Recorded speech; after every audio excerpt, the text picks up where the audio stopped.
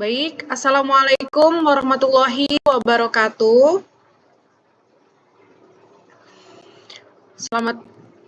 Salam sejahtera untuk kita semua. Yang terhormat kepada Bapak Dr. Apoteker Helmi, Sarjana Farmasi, Magister Farmasi, selaku dosen pengampu di mata kuliah. Kemudian juga rekan-rekan yang telah membersamai hasil dari kerja dari kelompok 5 dengan judul A Study on the Pharmacokinetic Bioequivalency of Oral Tablet Formulation of Riluzole among Healthy Volunteer Utilizing HPLC MS. Oke, next. Baik, kami beranggotakan 8 orang, di mana ada rekan saya Almira Syahda Rahma, Julianti Tambunan, Putri Syila Salsabila, Aimer Gina, Stefania Angelina Christine, Wardatul Sofi, Melinda, dan Nur Rahmasari Maharani. Next. Izin masuk. Latar belakangnya amyotrophic lateral sclerosis atau ALS adalah penyakit neurodegeneratif merusak neuron motorik dan menyebabkan kelemahan otot, sehingga memerlukan terapi yang mampu memperlambat progresinya. Riluzole merupakan obat pertama yang efektif untuk ALS, sehingga mutu riluzole generik perlu dipastikan melalui uji bioequivalensi agar setara dengan obat referensi. Uji bioequivalensi penting karena perbedaan kecil dalam absorpsi atau metabolisme dapat mempengaruhi keamanan dan efektivitas terapi. FDA merekomendasikan pemberian riluzole dalam kondisi puasa karena makanan tinggi lemak dapat menurunkan kadar plasmanya. Baik, penelitian ini dilakukan untuk memastikan bahwa riluzole generik 50 mg dari Jiangsu N2 memiliki profil farmakokinetik yang setara dengan produk referensi dari Sanofi ketika diberikan pada kondisi puasa. Kondisi puasa menjadi fokus karena riluzole ini diketahui mengalami penurunan kadar plasma bila dikonsumsi bersama makanan tinggi lemak, sehingga uji bioequivalensi bertujuan memastikan kesetaraan terapeutik antara kedua sediaan sehingga generik dapat digunakan sebagai alternatif yang aman dan efektif. Lanjut. Baik, selanjutnya di sini ada metode penelitian. Penelitian ini menggunakan desain acak terbuka 2 periode, 2 perlakuan dengan sistem crossover. Setiap subjek menerima kedua sediaan obat, yaitu tes dan referensi, dengan urutan berbeda dan dipisahkan oleh masa washout 7 hari. Analisis farmakokinetik dilakukan melalui 22 titik pengambilan sampel darah selama 48 jam setelah pemberian obat untuk memperoleh gambaran konsentrasi plasma secara lengkap. Untuk detail metode dalam bentuk angkanya itu, yang pertama ada total subjek terdaftarnya itu terdiri dari 72 orang. Desain studinya yaitu randomized, open label, 2 period, 2 treatment, crossover. Untuk dosisnya itu riluzole 50 mg sekali minum per periode, washout-nya 7 hari, kondisinya puasa 10 jam sebelum dosis dan puasa 4 jam setelah dosis. Lalu ada pengambilan sampel darah 22 kali dari 0 hingga 48 jam. Lalu ada analisis konsentrasi HPLC MS per MS, analisis PK, Cmax, AUCO, AUC0 sampai T, AUC0 sampai tak terhingga, metode non-kompartmental. Lalu yang terakhir ada evaluasi keamanan CTCAE versi 5.0. Selanjutnya kita masuk ke dalam karakteristik subjek, di mana subjek penelitian terdiri dari mayoritas laki-laki dewasa muda dengan rentang usia relatif luas. Tidak ada subjek yang mengundurkan diri, sehingga data dapat dianalisis secara lengkap dan utuh. Karakteristik ini menunjukkan bahwa populasi relatif homogen dalam hal usia, status gizi, dan kesehatan umum. Data karakteristik subjek dapat dilihat pada tabel di sebelah kanan, dengan total subjek menerima dosis sebanyak 72 orang, jenis kelamin pria sebesar 90,3%, yaitu 65 orang, dan wanita 9,7%, yaitu 7 orang.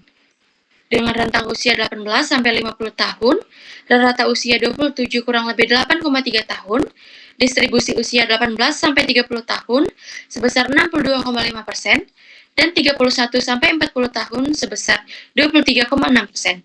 Rata-rata tinggi badan 168,9 kurang lebih 7,4 cm. Rata-rata berat badan 63,6 kurang lebih 8 kg. Dan BMI rata-rata 22,2 kurang lebih 2,5 kg meter persegi. Selanjutnya adalah hasil penelitian yang menunjukkan bahwa riluzole generik dan referensi memiliki profil farmakokinetik yang sangat mirip. Nilai dari waktu maksimal kedua sediaan hampir sama, sementara untuk konsentrasi maksimal dan area under the curve 0 to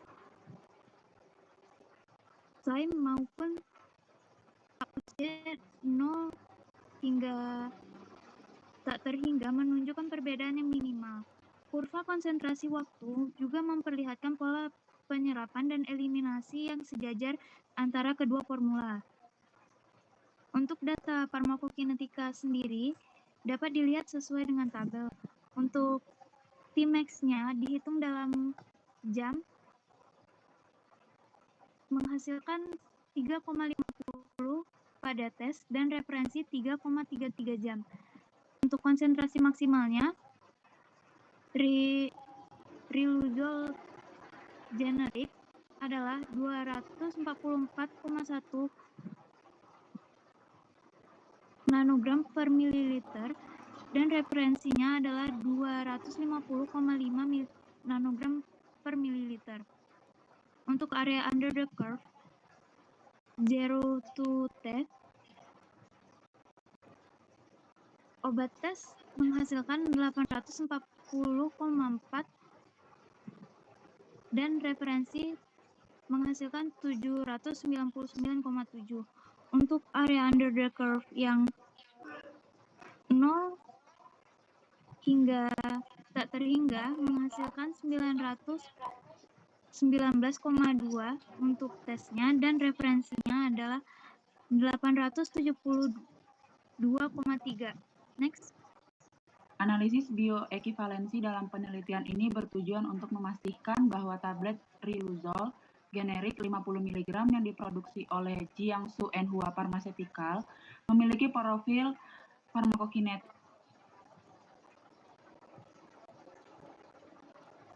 diberikan dalam kondisi puasa. Bioekivalensi dinilai berdasarkan parameter farmakokinetik utama yaitu Cmax, area under the curve dari waktu 0 sampai waktu T, dan area under the curve dari waktu 0 sampai tak terhingga, yang diukur menggunakan metode analisis HPLC, MS, atau MS. Pada sampel plasma subjek sehat, penelitian menggunakan desain acak, terbuka, 2 periode, 2 perlakuan sehingga setiap subjek memperoleh baik preparat uji atau T maupun referensi atau R, dengan masa wash out selama 7 hari untuk menghilangkan residu obat sebelum periode berikutnya. Dari total 226 peserta yang disaring, 72 memenuhi kriteria dan mengikuti seluruh rangkaian penelitian. Profil farmakokinetik kedua obat menunjukkan pola kurva absorpsi hingga eliminasi yang hampir identik. Median Tmax obat uji sedikit lebih lambat, yaitu 3,5,0 jam dibanding referensi 3,33 jam.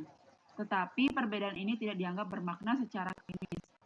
Nilai Cmax obat uji itu 244,1 nanogram per mili, sangat dekat dengan referensi 250,5 nanogram per mili. Sehingga nilai area under the curve dari waktu 0 sampai waktu T itu 840,4 nanogram kali H per mili dengan 799,7 nanogram kali H per mili.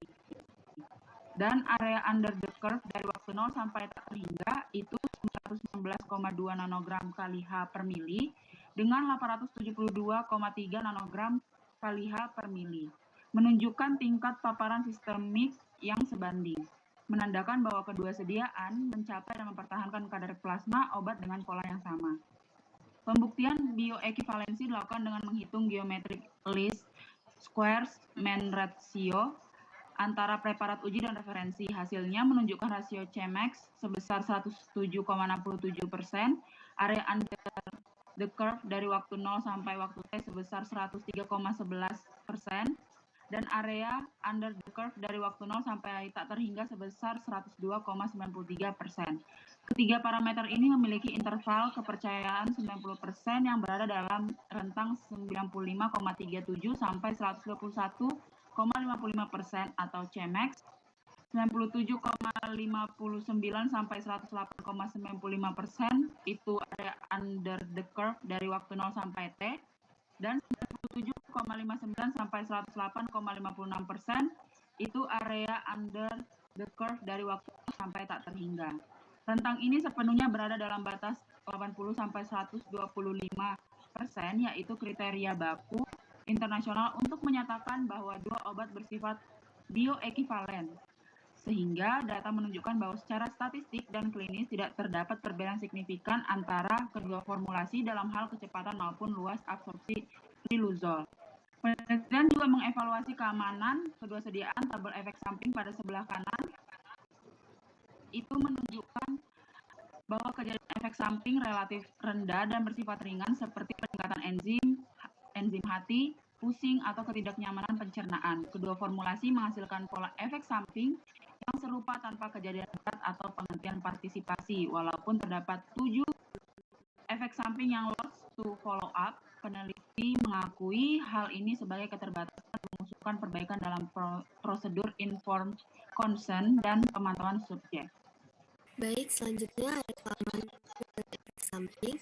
Kedua formulasi riluzole menunjukkan profil keamanan yang baik dengan efek samping ringan yang tidak menyebabkan penghentian studi. Beberapa kejadian efek samping tidak dapat dilanjutin karena lost to follow up. Namun secara umum tingkat keamanan tetap dapat diterima dan tidak menunjukkan perbedaan signifikan antara obat uji dan referensi. Next. Baik, lanjut.